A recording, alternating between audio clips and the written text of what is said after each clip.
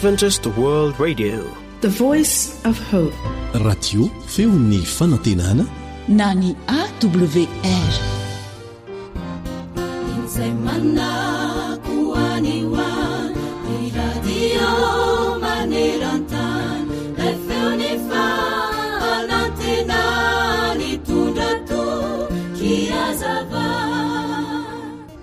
Ny olona rehetra dia samy nomen'Andriamanitra fahaizana sy saina afaka mieritreritra sy mandinika avokoa. Kanefa raha ny trondro ohatra ny tsarainao amin'ny fomba fiakaran'ny azo dia ho hitanao fa tsinotsinona izany. Ianao indray aza ny tokony eritreritra hoe zavatra mitombona ve izany eritreritro izany.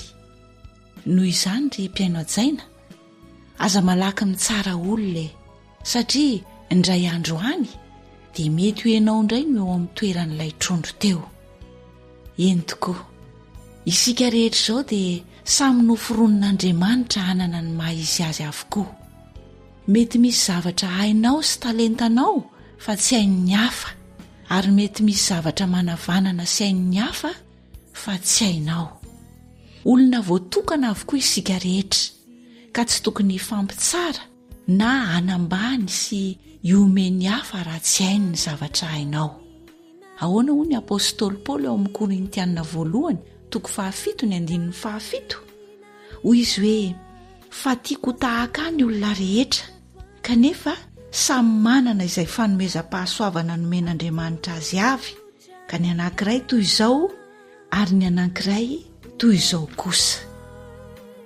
Zarazaraina ho samy hafa ny fanomezam-pahasoavana, hoy ny voalaza ao amin'ny Korintianina 1:12-7,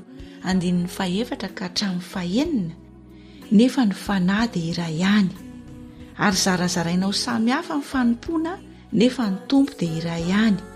Ary zarazaraina ho samy hafa ny asa, nefa Andriamanitra dia iray ihany, izay miasa ny zavatra rehetra amin'ny olona rehetra.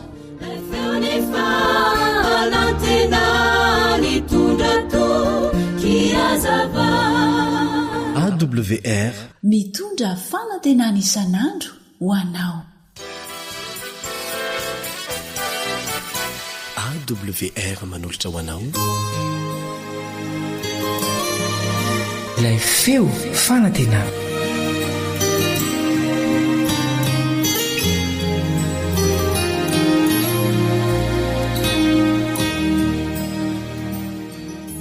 Mbola ny namanao Stéphane Razafiany no manoloana ny micro, ary faly mandrakariva koa no ny famindrapon'Andriamanitra manolotra ny arahaba ho anao indray, sady manasanao ampanetretena ihany koa mba hanjoy ny fandaharana hatramin'ny farany. Mino aho fa no ny fiasan'ny fahasoavan'Andriamanitra dia nahalinanao sady nivadika ho fanandramana ho anao ny tenin'ny tompo ny fampizarantsika tany aloha, koa dia maniry ny andre sy andray izay holazainy androany indray ianao. Fa mialoha izany anefa dia andeha isika hiaraka hanondrika ny lontsika angataka ny fanatrehan'ny tompo sy mba hanomezany fifantohana ho antsika eo am-piainona ny teniny. Ivavaka isika.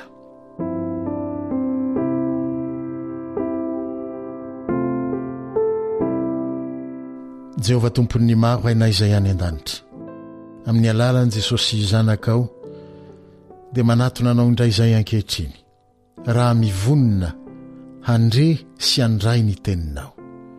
Mino izay tompo fa manakolazaina aminay ianao, tsy androany ihany fa amin'ny fotoana rehetra, fa ny amin'izao ora izao sy minitra izao dia mangataka amin'ny fomba manokana izay ny mba ho feno ny fanatrehanao izany ho amasininao, indrindra ny teninao mba hamokatra avizato eny amin'izao fiainana izao ary arivo eny ho amin'ny fiainana mandrakizay. Sotra tompo fa anao mihoatra no izay nangatahana ianao amin'ny maha-Andriamanitra anao, dia amin'ny anaran'i Jesosy no hanonana iny vavaka.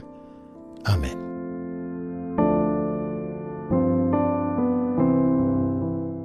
Ny fanadinoina hoy ny filozofia anankiray no toy ny hety anetezantsika sy anapahantsika ireo zavatra rehetra tsy tiantsika ho tsarovana intsony eo amin'ny fiainantsika. Fa na izany aza dia tsy hoe foana tanteraka toy ny tsy misy ireny lasantsika ireny, satria efa nisy no anarany ary tsy azo ovana ihany koa. Ary amin'ny fotoana tsy ampoizintsika dia mirongatra tsy voafehy ao amin'ny fitadidiantsika izy ireny. Misy fanadinoana nefa izay tsy vokatra ny savidy na finiavana avy amintsika, ary miteraka fahavoazana sy loza mihitsy indraindray eo amin'ny fiainantsika. Mety manadino isika satria be loatra angamba ny zavatra sahanitsika, na noho ny adimpiainana sy ny vesatra ary ny tsindry mahazo antsika, dia difotry ny fanahiana sy ny tahotra ary ny fahaverezan-kevitra isika, koa dia tsy manam-potoana intsony ho an'ny fahatsiarovana, indrindra fa ireo zavatsoa amin'ny fiainantsika lasa. Mety ho adinontsika koa ireo zavatra izay verintsika fa tsy dia misy dikany loatra ho antsika, kanefa dia manan-danja tokoa eo mason'Andriamanitra matona velany hiatra teo amin'ny fiainantsika. Ny lasa tsy mba fanadino hoy ny fitenin-drazantsika, ka ny ratsy andraisana lesona, ary ny tsara kosa hakana fampaherezana sy fanantenana amin'ny ho avy. Tsy mamela antsika nadino raha teo koa Andriamanitra, fa misarika ny saintsika hahatsiaro ny lasa, indrindra fa ireo fomba mahagaga samihafa nanafahany sy ny arovany ary namonjeny atsika tamin'ny lasa. Ireto teniny manaraka ireto dia noraiketina manokana ao amin'ny soratra masina, mba tsy hananantsika fanahiana ny amin'ny ankehitriny sy ny ho avy, raha toka mila ho kivy isika ka alaim-panahy himonomonona sy raviravin-tanana. Voalohany, ao amin'ny bokin'ny Deutéronomie 9:12, Deutéronomie 9:12, amin'ny anaran'i Jesosy hoy ny tenin'ny Tompo: tsarovy ny lalana rehetra izay nitondran'i Jehovah Andriamanitra ao anao. Salamo 5:5, Salamo 5:5, tsarovy ny asa mahagaga nataony dia ny zava mahatalanjona vitany, Baiboly DM no amakiko azy, dia izay vitany teo amin'ny fiainanao. Deutéronomie 2:7, Deutéronomie 2:7, ny anaran'i Jesosy hatrany no amakitsika ny teny: tsarovy ny andro fahiny, say no ny taona hatr'izay, ko raha misy adininao dia anontanio amin'ndrainao, fa hanambara aminao izy, sy amin'ny antom-panahy eo anilanao, fa ilaza aminao izy. Isaia 40:5, ny anaran'i Jesosy hoy izy hoe: tsarovy izany ka mahereza ianareo na misy eo ho lehilahy. Tsy ho an'izay efa zokiny eo amin'ny fiainana ihany ka efa nandalo fanandramana maro, fa ho an'ny tanora ihany koa no nanafatra faran'Andriamanitra mba tsy hanadino. Mety hevitra tsinona ny tanora fa mbola manana tanjaka sery ary fahalalana hiatrehina ampahatokiana ny ho avy, sady tsy misy raha teo ny traikefa ho tsarovana, dia hoy Andriamanitra aminao manao hoe: Mpitoroteny 2:12 manao hoe: tsarovo ny mpanao anao amin'ny andro fahatandroanao, dia ny tsy mbola tonga ny andro mahory, ary tsy mbola miatra ny tao na hanaovana hoe tsy sitrako izao. Tsarovo mandrakariva Jesosy, faza manao sorobaton'ilay jamba hoy ny fitenitsika malagasy, ka vo miilana. Ary ery amin'ny 7 amin'ny toko ihany, Mpitoroteny 7:12, dia asain'Andriamanitra mahatsiaro azy ianao, dia ny mbola tsy tonga ny fotoana hiverenany ny vovoka ho amin'ny vovoka indray. Izany hoe, dia ny mbola tsy tonga ny fahafatesana. Tsarovy Jesosy, fa raha matoky azy ianao, dia mampanantena ho avy feno fiadanam-po, ninonina miseho sy be voninahitra ho anao izy. Raha toka mbola tsy manana ho tsarovany ianao no ny traikefa tsy ampy, dia ho ilay voalaza tao amin'ny Deutéronomie hoe: antanio ny ray aman-dreny, antanio ny antom-panahy, nanahoana ny tantanany ny tompo anareo tamin'ny lasa, ary nanahoana nahatongavanao ianao mbola tanora am'izao toerana izao koa. Tsy izay fitantanana mahagaga sy mahatalanjona nataony teo amin'ny fiainanao ihany akory, na koa ny mampamorona sy mpandahatra ny zavatra rehetra azy ihany no tia ny ho tsarovanao, fa ny teny rehetra indrindra ireo teny fikasana nomeny ianao no tiany koa raha tsy ho adinoinao mihitsy. Arak'izay voasoratra amin'ny firazantsarany Lioka 4:20, Lioka 4:20, andininy 5 dia hoy ny tenin'ny Tompo amin'ny anaran'i Jesosy manao hoe: tsarovy ny teny izay nataony taminareo. Ny fanadinon'ny mpianatra ny teny nataony Jesosy taminy tokoa mantsy. Rehefa maty Jesosy no niteraka fahakiviana sy fahatsompanantenana mavesatra ho azy ireo. Fa rehefa nampatsihivin' Jesosy azy hoe inona no nolazainy taminy, dia velombelona indray ny fanantenana tao anatiny. Koa tsarovy ny teny rehetra nataony Jesosy ho anao tamin'ny lasa, indrindra fa ireo teny faramparany nataony mialoha ny akarany ho any an-danitra, manao hoe: indro izaho momba anareo mandrakariva. Mateo 5:20, andininy 20 ny tapany 2 ihany. Sy ilay hoe aza malahelo ny fonareo, dia dinganitsika kely, fa ho avy indray aho dia andray anareo ho any amiko. Jaona 4:4, andininy 1 sy ny 3. Ry mpiaino namana, be debe ny teny nataon'ny Tompo ho anao tamin'ny lasa. Mpamonjy izy, mpanafaka izy, mpamorona anao izy, mpandahatra ny fiainanao izy, eo mandrakariva sakaizanao izy, rahalahinao izy, azadinoina ireny. Fa ny fahatserovanao ireny hiteraka fanantenana indray, ary amelombelona ny fanahinao. Azadinoina ary fa momba anao Jesosy hatramin'izao ka ho mandrakizay. Dia izay koa no teny entiko manao ny mandra-piaona aminao indray ho amin'ny manaraka. Mandra-piaona tompoko. Raha ho amin'ny Baiboly dia ekeko, fa raha tsy ao amin'ny Baiboly kosa dia tsy natao ho azy zany.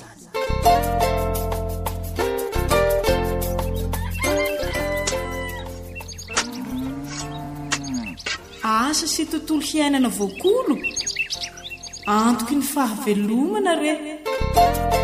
Fandaharana vokarin'ny radio feon'ny fanantenana miaraka amin'ny nadiomady. Iarahanao amin'ny Ramatora Zoelosoa Irina Honore, teknisianina pikaroka momba ny fambolena ara-boajanahary.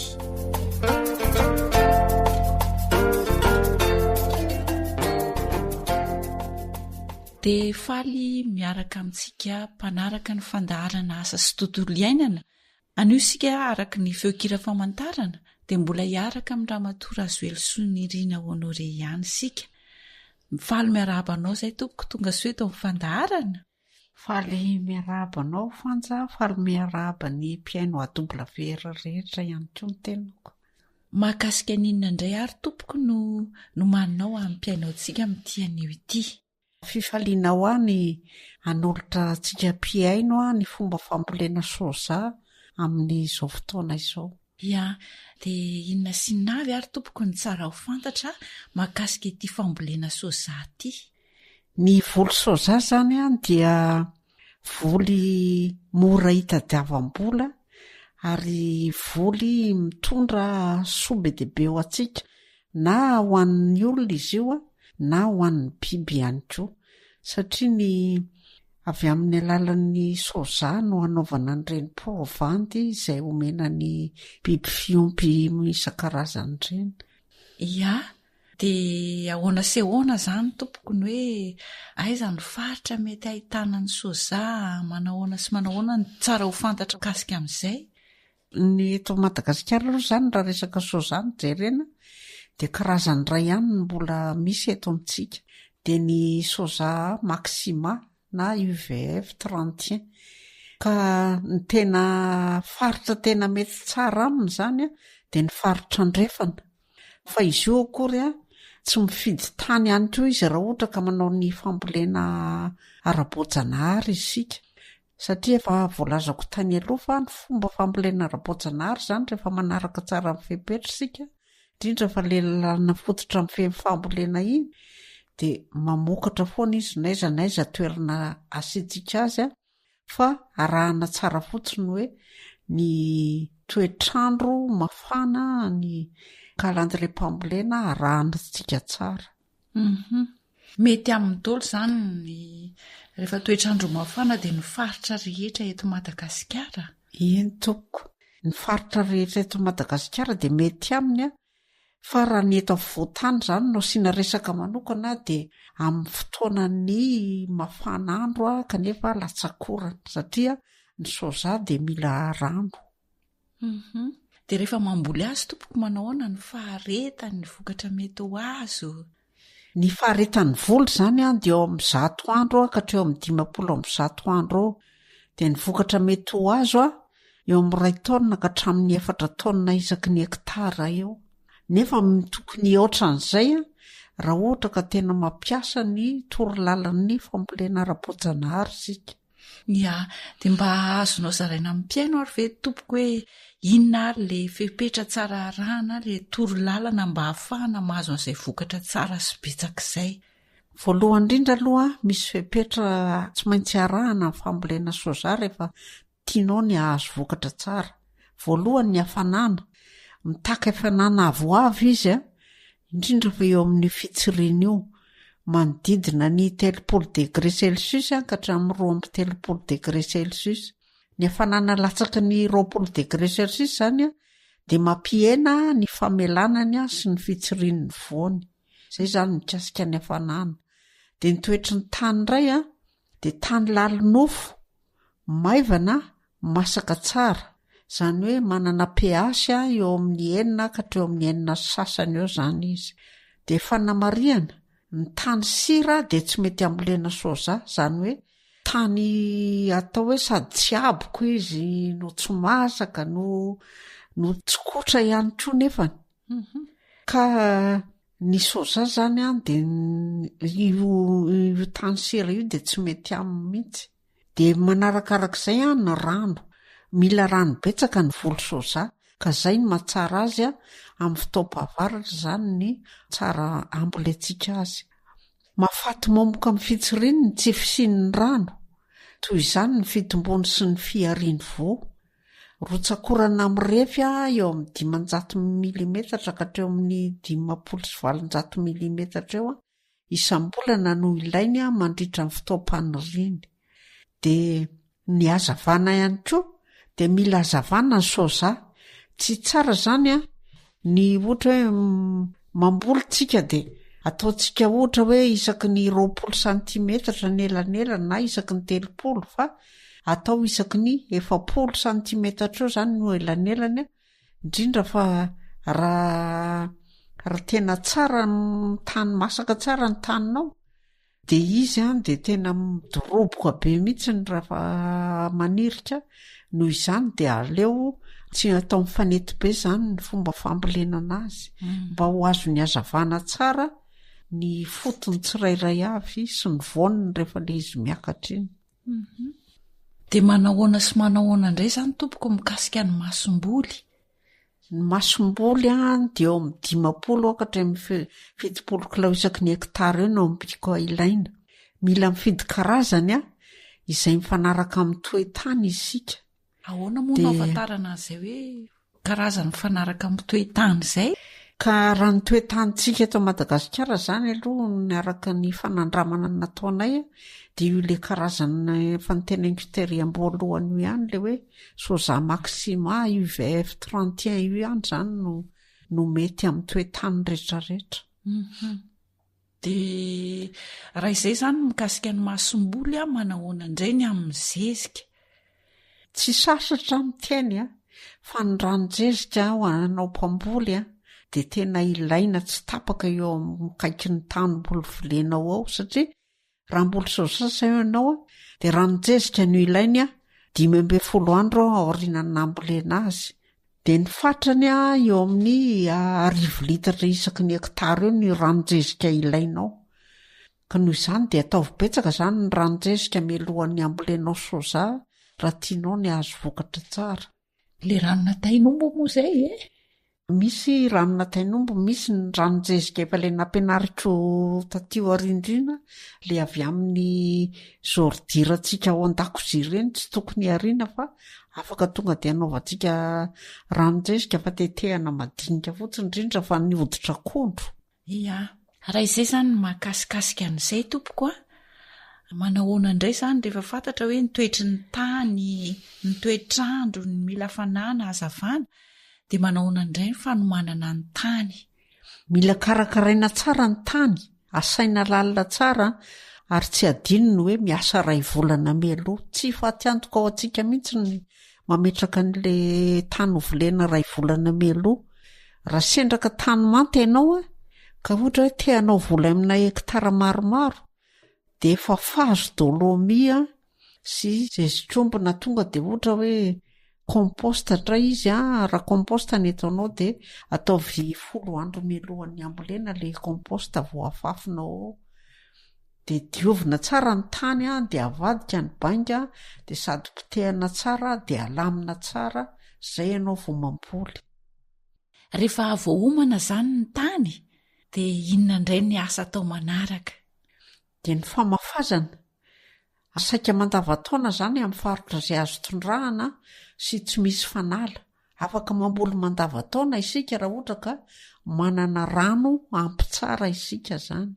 Dia ny volana aprily a sy ny may any amin'ny faritra andrefana, eo ny tena mety tsara amin'ny fambolena soja.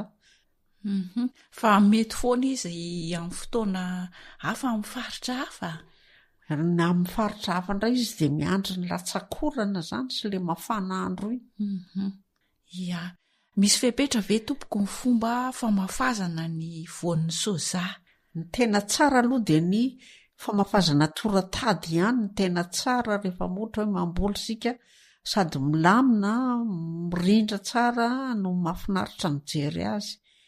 Ka efa araka n'ilay tenengy teo hoe 7 ka hatreo amin'ny 15 santimetatra no elanelany a, dia atao ny voany iray isaky ny lavaka sy isaky ny 10 santimetatra raha ohatra ka hoe manara-tsipika, izany hoe eo amin'ny 250 000 fototra isaky ny hektara eo izany ny tokony ho hita.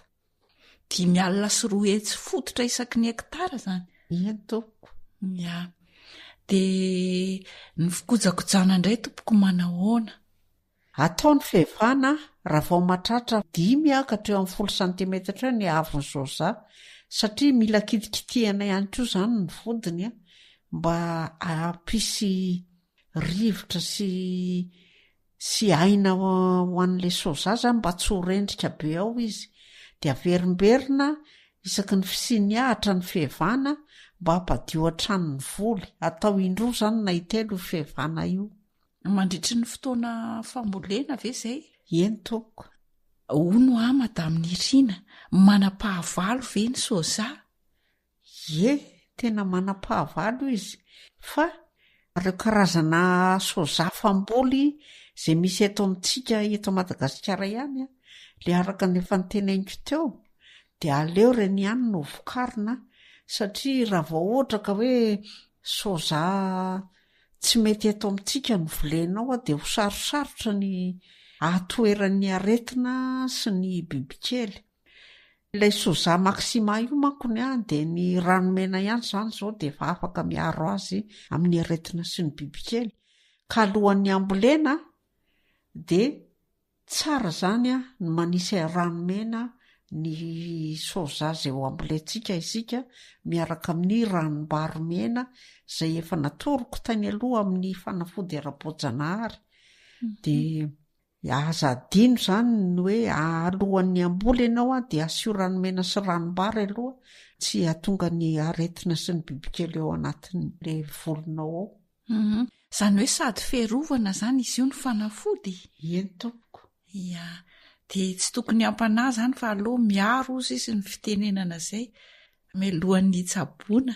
Dia raha sanatra izany ka tratry ny fahavalo misy aretina izany ny soja, dia azo atao tsara manao an'ilay ranomena sy ranom-bary.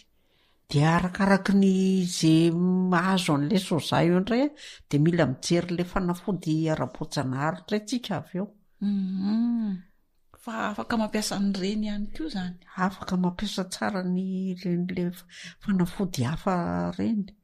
Ya, araka tsara zany izay fepetra rehetra izay dia manahoana ny fotoana fiakaran'ny vokatra.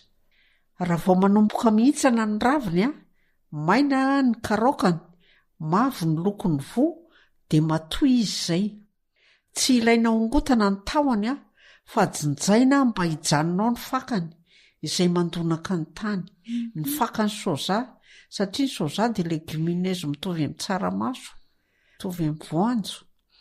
Noho izany tsy tsara averimberika tsy sasatra mihitsy amin'ny tena izay. Aleo tsy hongotana fa jinjaina zany rehefa mijinjan'ireny tsaramaso, soja sy ny isan-karazany ireny. Mampiena ny zezika entina ambolena amin'ny voly manaraka mankony ny tsy fanalantsika n'izy iny ihany koa. Ohatra hoe vary, katsaka, kapohana na esorina amin'ny alalan'ny masinina raha amina hektara maro ny volena. Dia apetraka eo amin'ny toerana maina dia diovina tsara ary atao anaty gony madio avy eo. Dia misaotra anao indrindra Madame Nirina nanolotra n'izay torohevitra mahasoa mikasika ny fambolena soja izay. Mialohan'isa raha antsika misy hafatra avy azonao apetraka amin'ny piaino? Ny hafatra tiako apetraka zany dia mahereza mamboly soja fa fidiram-bola be ho antsika zany ny fambolena soja. Ary araroto ny fotoana amin'ny mahalatsaky ny orana sy ny mahampafana ny andro, fa izay no torohevitra tiako entina ho antsika rehetra zany dia mamokara be daholo eo. Misaotra betsaka tompoko. Ataoko 4 taonina isaky ny hektara io. Tantara no soratan'ny fanjaniaina, andrenesanao any Nardina, saminy fanjaniaina.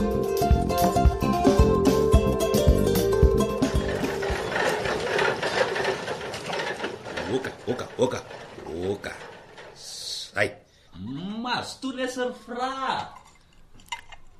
Ohatray misaotra Razily avy aloko manasy nefa efa somary nanombianako bebe ihany izy tiako. Mazo tonetsy homana efa hividy io. Ay mbola misy kasaka mafana avy eo ry bebe vao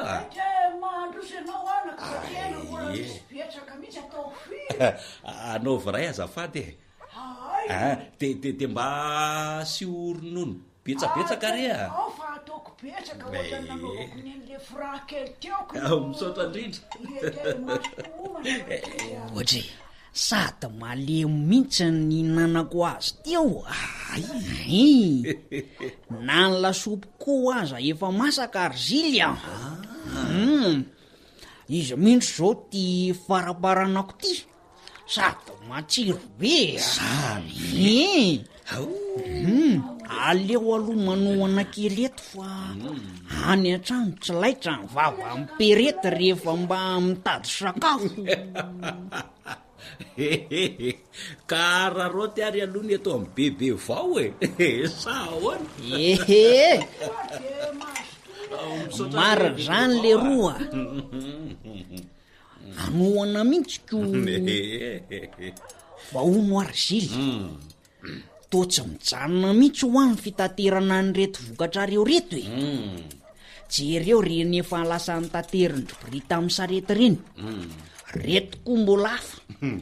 Tsy mijanona hoana ny fra mbola perinasany zao finna daholo izany Razily soja reo soja o Razily aza mba mampiresaka sala amin'io moa de ho soja fotsiny very iny ko raha tsinonako raha zao fahitako azy zao ane ka efa ho amin'ny taoniny reny vokatra taterina amin'ny sarety reny sambatra nareo ringatina vokatra beko soza daholo reny fra marina hoy misaotra an'Andriamanitra fa tena vokatra tokoa izy tamin'ity zay aloha de nanapa-kevitra ny tsy ambolo mihitsy amin'ity Rizily fa ahoana tsy de hita hoe vokatra le tsy de naleonay najanona maty antoka silany fotoana fotsiny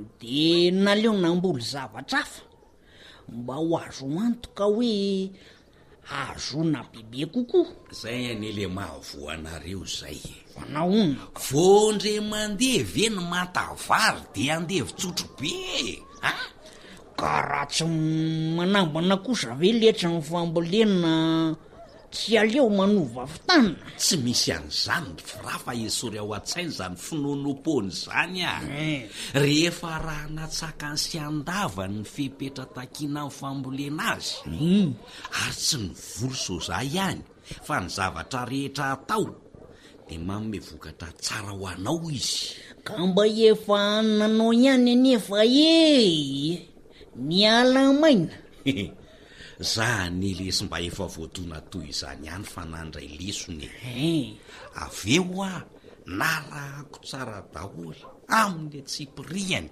reo teknika ara-pambolena rehetra omen'ny teknisian'ny fambolena de zao ny vokany tena marina ve zany Rizily inona ny de amoronako lainga aminga eo fa zao tany 3 hektara zao no namboleko soza de nazahoako vokatra 3 taonina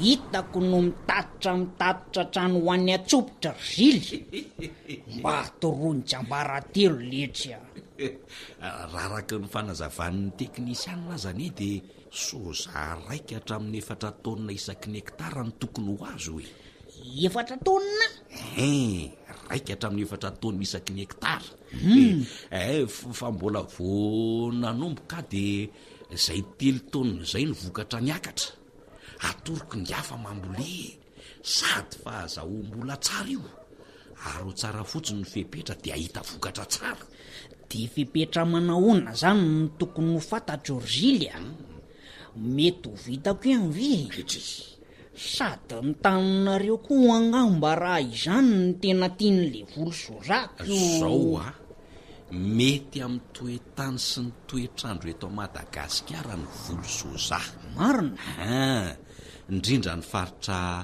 afovoany andrefana sy ny Baibo ary ny Morotsiraka zao kosa aloha toy ny zavatra tiana ho tsara rehetra mila fikirizana sy faharetana mandrakariva manao azy nefa azo taterahana tsara raha zany no izy de mety tsara zany le tanina ery andafy avaratra ery Rizily tany lalonofo maivana sy masaka tsara no ilainy fa ny tany sira kosa tsy mety ambolena soza reny tsy sira kosa io tany lazaiko anga io Rizily sa ahoana ho inga tsy ny tsiro ny lesiny misy sira fa le toetry ny tany ny tiako lazaina nga ihany zany ny malala na tany sira na tsy tany sira ny taninareo satria mbola tsy nandinika tsara n'le taninareo teny aza matahotra Zily fa mba halala nofo sy maivana ary masaka tsara ihany iny tany eny andafy avaratra iny tena tiany soza zany fra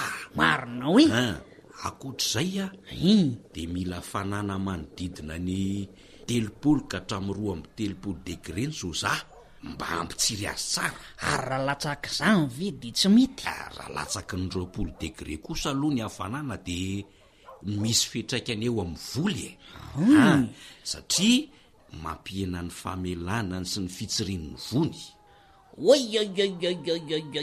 tena any amin'ny andibe mihitsy zany fahavoazana zany raha tsy mitandrina zay ngeny ny antony ilazako hoe mila fanana avoavo mihitsy ny volo soza de salam'zany ihany koa mila rano betsaka izy satria raha tsy ampy rano ny volo soja dia mahafatomomoka amin'ny fitsiriny sy ny fitombony ary ny fiariany vo zany. Mbola any amin'ny aindehibe mihitsy koa zany ko lehibe daholo de rotsakorana manahoana ary ngiaty ny tena ilainy zany hoe rotsakorana mirefy 500 ka hatramin'ny 570 milimetatra isam-bolana zany no ilainy mandritra ny fandriny. ay ve voarefy sahala amin'izany koa izy ty Razily oje fambolena maty anina nge no atao raha firay rehefa atao dia atao tsara zay aloha filamatra de toy izany koa ny hazavana mila hazavana ny soja tsy misy mampanakosany amin'izany Razily masoandro be lohatony io sa dia ahoana tokoa zany raha amin'ny andro ririnina manjombonjombona no ny hazavana tiako lazaina nge de zao hoe atao melanelana 70 centimetatra ny fototry ny volo tsirairay fa tsy atao mifanetinety be. Tsy mila lobolobo izy tsy mila lobolobo izy fa atao mazava sy mahadio tsara ny manodidina azy sala amin'ny fambolena rehetra rery fra ay ve zay ny tiangala zay ny ataoko ty fa le masoandro ko de ono a Razily raha izany vokatra 3 taonina azonareo zany zao de masom-boly sahala amin'ny ahoana ny laninareo so inoray no ampiato an'ty raharaha ty raha tsy araka mantsy ny fra aza mba kahihatra sahala amin'io fa mandreraka amin'ny mpianakavy nahoana kosa moa piretiny tsy memendava sahala amin'iny vokatry ty fahiranareo ty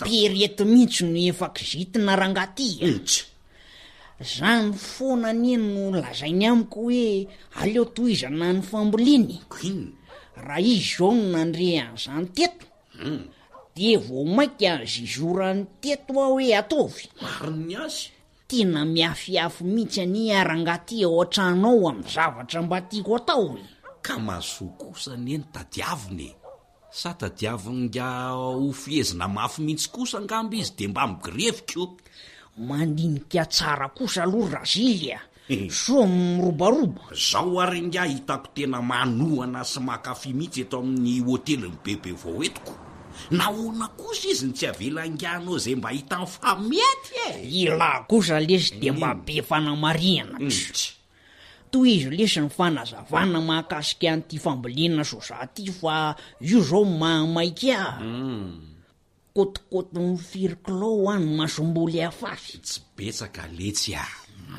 fa mila masomboly 50 hatramin'ny 70 kilao isaky ny hektara de zay ndeha zany mba hitoraky ny avondrindra hoe masomboly 70 kilao azoana soja 3 taonina isaky ny hektara tombotsobe any zany misaina ihany le tsy berety noa de inona ihany koa no ilaina Razily tena fidiram-bola tsara izy ty akoatr'izay ny zezika ranonzezika zany no ilaina ka 10 andro ao arinany nambolena no amafazana azy de manahoana ndray ary ny fatrany mila ranonjezika 10 litatra isaky ny hektara tsika 10 litatra Razily aiza no ngiaka ihatra loatra mihitsy no mahagazitina amin'ny pirety fa hitako eto betsaka nizany ringaty zava-masoane zany fa tsy hoe fandanipona ary firay eno lesy fa tsy tia azo vokatra betsaka ve firay eno ay fa le fidona no somarina naitra fa tsy hoe zao mitatitra ranonjezika 50 zerikanina amin'le 20 litatra reny nga de rakotra ny tany 2 hektara vita ka hoana sa lesy fa ela kotsy mbo zay de mbola misy fipetrafa ve? Mbola misy ka sady efa mahazatra nga ihany le izy. Mila fikarakarana tsara ny tany, diovina tsara, asaina lalina tsara. Vitatsika zany ka. Izay ny eo a. Ary asaina iray volana mialohan'ny fambolena, tsy zay? Zay mihitsy ka. Avadika tsara ny banga sady atao bodika tsara. Dia avy eo alamina tsara indray. Fa zao raha somary manta ny tany ambolena azy, dia asiana dolomina, asiana komposta. Ahafafy 10 andro mialohan'ny fambolena kosa io. Ahafafy 10 andro? Akoatran'ny ranon-jezika zany? Zay mihitsy. Dia ahoana indray ny famafazana azy? Ary rovina? Amin'ny faritra tsy misy fanala sy azo tondrahana tsara, dia azo volena mandava-taona ny soja. Fa amin'ny faritra andrefana sy baibo kosa dia ny volana aprily sy ny may no fotoam-pamafazana. Fa mila karazana ambioka mifanaraka amin'ny toetany kosa. Mazava. Dia ahoana tsara moa ny elanelany rehefa mamafy azy? Volo-toratary zany ny fanao azy ty. Ka 10 cm zany ny elanelan'ny tsipika tsirairay. Ary 10 ka hatramin'ny 15 cm ny elanelan'ny voafafy tsirairay. Mazava. Dia voray isan-davaka ihany zany no atao, fa tsy atao mihoatra an'izay. Raha atao zany ny kiotikôty dia fototra soja 5.3 hetsy isaky ny hektara ny tokony ho hita. Mazava. Iverina nisa toy ny tany an-tsekoly indray zany amin'ity kôtikôty madinika ity raha izanko. Aleo asaina isaim-pirety zany fa mbazaraina ny raharaha. Vitanareo mivady miaraka zany fra. Dia aza dino ny fikojakojana. Mila kojakojaina tsara izy, satria raha vao mahatratra 5 hatramin'ny 10 cm ny ahavon'ny soja, dia fa azo ataony miava azy. Dia impiry indray zany ny fihavana fa le ahatra mantsy manimba zavatra ko. Isaky ny hitanareo hoe misy ahatra dia avainy mba hampadio lalandavany voly. Tena mazava lesa Razilia. Fa raha sanatrika hatratry ny fahavalo ny soja dia ahoana no atao? Vaovao lehibe ny lazaiko amin'nga. Hoe ahoana? Reo karazana soja famboly rehetra eto Madagasikara dia efa zahatany ary matohatra tsara ny aretina. Zany io? Saingy aleo misoroka na izany azy. Dia inona ny fisorohana Razilia? Asiana rano mena fotsiny letsy le ambioka ho afafy ary ampiarovana ny soja amin'ireo fahavalo ao anatin'ny tany eo ampitsiriny zay. Rano mena atao amin'ny masomboly? Fa na fody mora hita sy betsaka eto amintsika zany Razilia. Misaotra le rotsiny sorona misaotra le rotsiny sorona nanory zay maso. Fifaliana ho any manao an'izany fra. Tsy misy fisaorana, mambole dia mahavita be dehibe, dia mba miara mahavokatra. Samy mahazo fidiram-bola tsara dia miara tafita. Zay mihitsy. 100 ka hatramin'ny 50 andro eo angeny faharetany voly dia azo tazana izy. Ohatra aza matahotra nga fa ho raketiko ao amin'ny diariko mihitsy zay. Zao letsy ny tena tsotra indrindra. Raha vao mitsana ny ravony, maina ny karokany, mavo ny lokon'ny vony, dia matoa izy zay. Mazava. Aza matahotra nga fa mifanohana sy mifanoro zay tsy mazava eto tsika. Aza mihafahafa ihany koa manontany raha misy ny tsy mazava. Aza matahotra. Ny anahy tena oaka zay bebe. Ny anahy sy fitongotromby anankiray.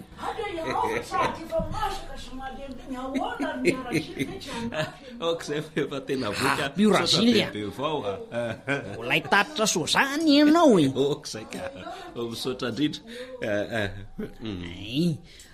Fa misaotra betsaka letsika. nda amboly soza ajaiko ny fipetra rehetra ny tany sainga teo. Azombokatra betsaka sy fidiram-bola tsara io firafa hatovy eno aza mata ohatringa ataoko 4 taonina isaky ny hektara ny vokatra azo noho ny fahasoavany to zay mihitsy de mba tsy kizitina tsony perety be am'izay fa mba misimisy ny fidiram-bola sa ona razily fa ngiako mba tsy hokahihatra loatra sady mba miara-manohany eto amin'ny bebe vao nareo mivady am'izay fa tsy firarery no mamoko voko eto moramora razily fa sody mba misy mandre zany ohatrany hoe za mihitsy sady fa tsy perety very misatroka menamena tazako mamaky viko manatona tiry zany io tena izy miakanjo mavokely sy maintso iny razily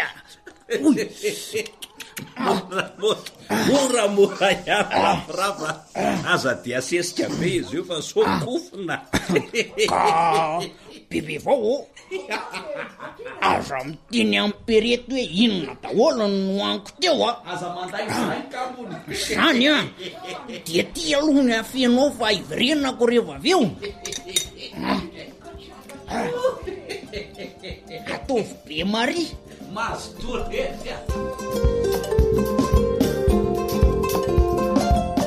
de izay koa no masaka azonaina roso anao teto androany aza tiano zany fa rehefa vokatra ny soza de tsy ilaina ongotana izy fa jinjaina mba hijanonao anatin'ny tany ihany ny fakany izay afaka mandonaka indray ny tany ary mampiena ny zezika izay entina ambolena amin'ny voly hafa indray toy ny volo vary na volo katsaka izay ataonao ho dimbon'ny volo soza akoatr'izay ihany koa de kapohana na esorina amin'ny alalan'ny masina raha toka mahatratra amin'ny hektara maro ny soza izay volenao de apetraka amin'ny toerana maina de ovina tsara ary atao anaty gony madio avy eo mba hahafahana mitahiry azy tsara. Endrika maranako azy efa mivoaka ny boky nosoratako fahatelo izay mitondra ny lohateny hoe ny teknika mpambolena ho an'ireo karazam-boly rehetra izay marobe nareo no miantsona amin'ny telefona sy mandefa SMS amin'ny telefona ko ihany koa hoe nga tsy misy fambolena voly zao de jereo fa amin'ile boky fahatelo izany no misy ny karazany voly rehetra ary misy fomba fambolena maro samihafa ao anatiny eo izay tokony ho haitsika sy ho hitatsika ka de tongava ty amin'ny AWR na mihetso ahy fa za aloha tsy mipetraka eto Antananarivo fa za ny ambanivohitra no mipetraka ka raha ohatra ka ilainao maika amin'ny boky de tongava ato amin'ny AWR raha ohatra ka tsy de maika ny ilanao azy de atsoy amin'ny telefona fa samy misy na aty amiko na ao amin'ny AWR. Ny vidin'ny boky de R2 satria ny karazany voly rehetra no ao anatin'izay boky izay de mazotoaritsika manjifa ny boky raha ohatra ka mila fanazavana misimisy. De mahavokara be ho nitsodranonay ho tahian'Andriamanitra ne ianao amin'ny asa rehetra izay ataonao na manao fanjaniaina sy ny teknisianina samy nanolotra sy nanomana ny fandaharana ho anao teto niaraka tamin'ny Elion Andremitansoa tompona andraikitra ny fandaharana amin'ny manaraka indray ary eo.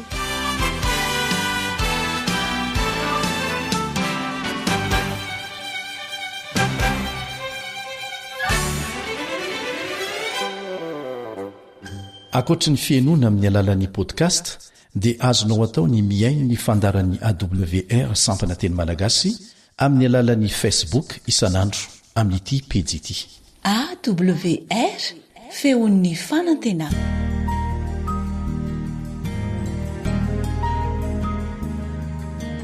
Faneteninao no fahamarinana.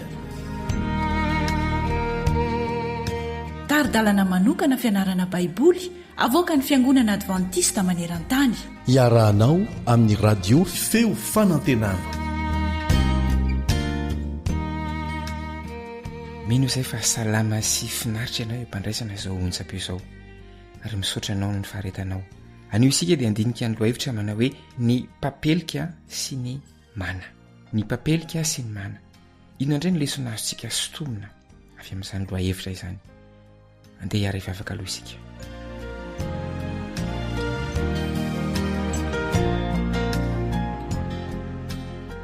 rainay izany an-danitro misaotra anao izahay fa indreto indray vonina ary afaka andreny teninao. mangataka aminao izay mba amela elokanay ary anadio ny fonay mba ho tany tsara handray ny teninao ary ampitsimoka sy ampiroborobo dia mba hitondranay ho amin'ny fiainana vaovao any izany aminaran'i Jesosy. amen.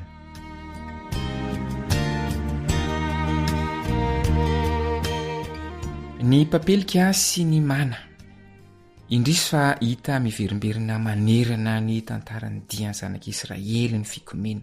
mazava fa adin'ny olona ny namonjen'ny tanamaherin'Andriamanitra azy ireo tamin'ny lasa, toy izany ihany koa ny namahan'ny olany, navelany anajamba ny tenany, tsy ahita ny tanjona farany sy ny hoavy mahafinaritra nampanantenana azy ny olana nahazo azy ireo.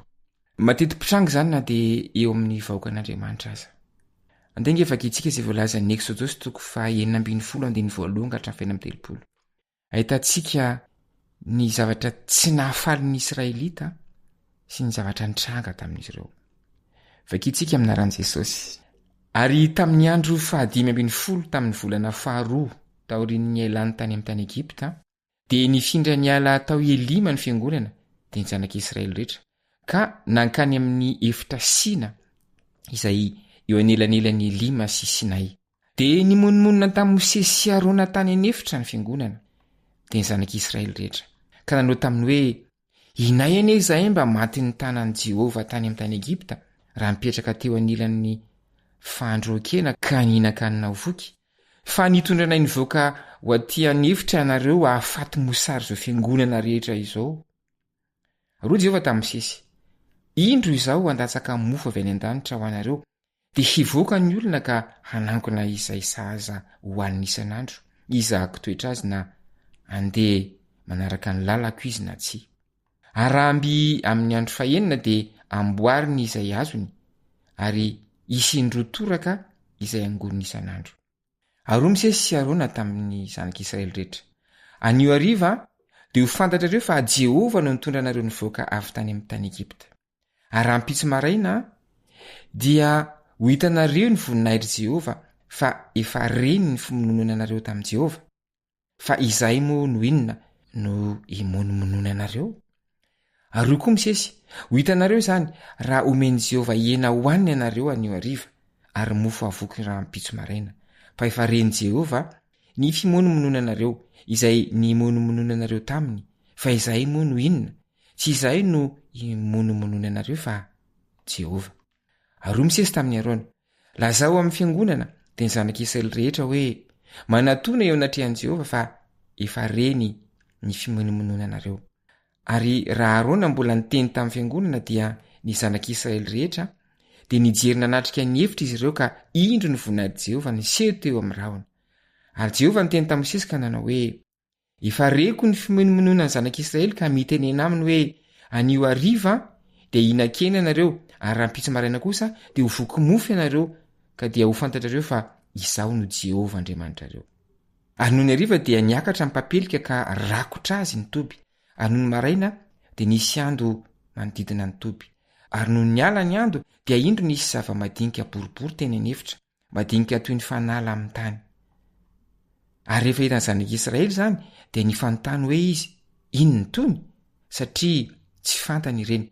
Dia ho Mosesy taminy, itony ny mofo izay nomeny Jehovah ho fihinanareo. Izao no teny izay nandiany Jehovah. Samy manangona azy ianareo araka izay tokony ho laninareo avy, dia eran'ny vata homera avy amin'ny isan'ny olona araka ny isanareo. Samy mitondra anareo rehetra ho an'izay ao andainy avy. Dia nanao izany zanak'Israely ka samy nanangona. Ny sasany nanangona be ary ny sasany kosa kely. Ary raha nafatra ny tamin'ny vata Homera izany dia tsy nanana amby ny nanangona be ary nanangona kely tsy nanana ny tsy ampy. Samy nanangona araka izay fihinany avy izy. Ary misesy taminy aza misy mamela sisa otra-maraina. Kanefa tsy mba nanaraka ny tenin'i Mosesy izy fa namela sisa otra-maraina ihany ny olona sasany dia niteraka olitra izany ka maimbo ary dia tezitra tamin'ny olona Mosesy. Ary nanangona ny mana isa-maraina ny olona dia samy araka n'izay fihinany avy ary noho ny nafana ny andro dia levina ireny. Ary noho ny tamin'ny andro fahaenina dia nanangona avy sasaka noho ny isan'andro ny olona dia indroan'ny vata Homera ho an'ny isan'ny olona avy dia avy amin'ny lohan'ny fiangonana ka nanambara tamin'ny Mosesy. Ary hoy Mosesy taminy, izao lazain'i Jehova, raha mpitso dia tena andro fitsarana masina ho an'i Jehova. Koa manendasa izay endasinareo ary mahandroa izay androanareo ary izay sisa rehetra dia avela ho anareo ho tehirizina otra-maraina.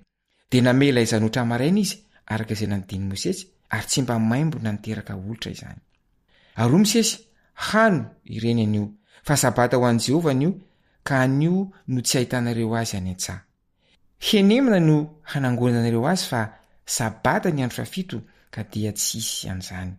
Ary noho ny tamin'ny andro fafito dia nisy olona nivoaka nangona fa tsy nahita na dia kely akory aza. Ary hoy Jehova tamin'i Mosesy, mandra-pahoviana no handavanareo tsy hitandrina ny didiko sy ny lalako. Sainy fa Jehova no nanome anareo ny sabata, koa izany no hanomezana anareo mofo ampy ho indroa andro amin'ny andro fahaenina. Samy mitoetra eo amin'ny fitoerany avy ianareo ka aoka tsisy hiala amin'ny fitoerany amin'ny andro fahafito. Dia nitsahatra ny olona tamin'ny andro fahafito. Ary ny anarany dia nataon'ny taranak'Israely hoe mana, ary tahaka ny voan'ny rafy sady fotsy, ary ny fanandramana azy dia tahaka ny mofo misy tantely. Ary hoy Mosesy, izao ny teny izay nandiny Jehova, analaoeran'ny vata Homera izy ho tehirizina hatramin'ny taranakareo faramandimby mba ho hitany ny mofo izay nampinaniko anareo tany anefitra raha nitondra anareo nivoaka avy tany amin'ny tany Ekipta ao. Ary hoy Mosesy tamin'ny Arona, maka vilany ka asiomana eran'ny vata Homera ao anatiny dia apetrao eo anatrehan'i Jehova mba ho tehirizina hatramin'ny taranakareo faramandimby. Ary araka ny nandiny Jehova ny Mosesy no nametrahany Arona izany teo anatrehan'ny vavolombelona mba ho tehirizina. Ary ny zanak'Israely nihinana mana mandritra ny 70 taona mandra-pahatonga ny tany amin'izay tany misy monina.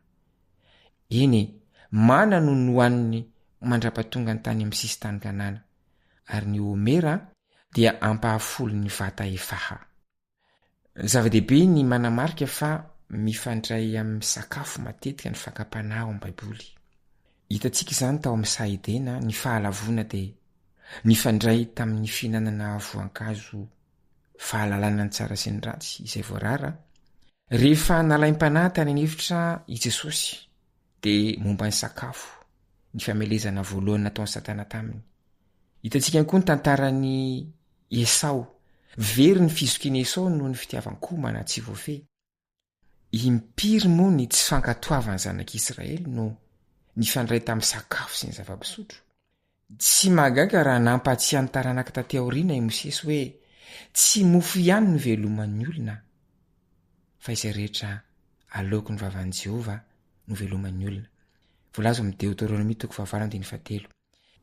Tandremo fa mora ny mamitaka antsika amin'ny sakafo. Ny fitiavan-komana moa izany tena marina. Mila misakafo isika mba ho velona sy ho salama sy hatanjaka afaka miasa. Kanefa be dia be ny fandrika ao ambadiky ny sakafo, ny fandrika ao ambadiky ny fitiavan-komana. Ny fananantsika ny fitarihan'ny fanahy no hanafaka antsika amin'ireny fandrika ireny. Hiara hivavaka isika. Raha nezany an-danitro misaotra anao izay fa afaka nandray izany hafatra avy taminao izany. Aoka tsy ny sakafo mihitsy no andavo anay ary analavirana ianao. Dia misaotra anao ny valim-bavaka amin'ny anaran'i Jesosy. Amen.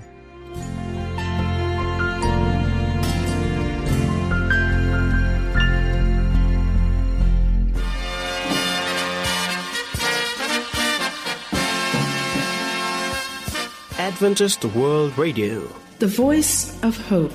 Radio femon'ny fanantenana.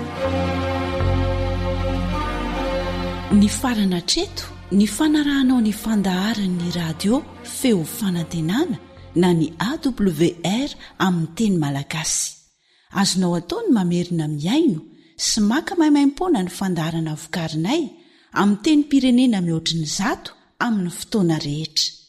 Raisoaryn'ny adresy ahafahanao manao izany. awr.org na feo fanantenana.org.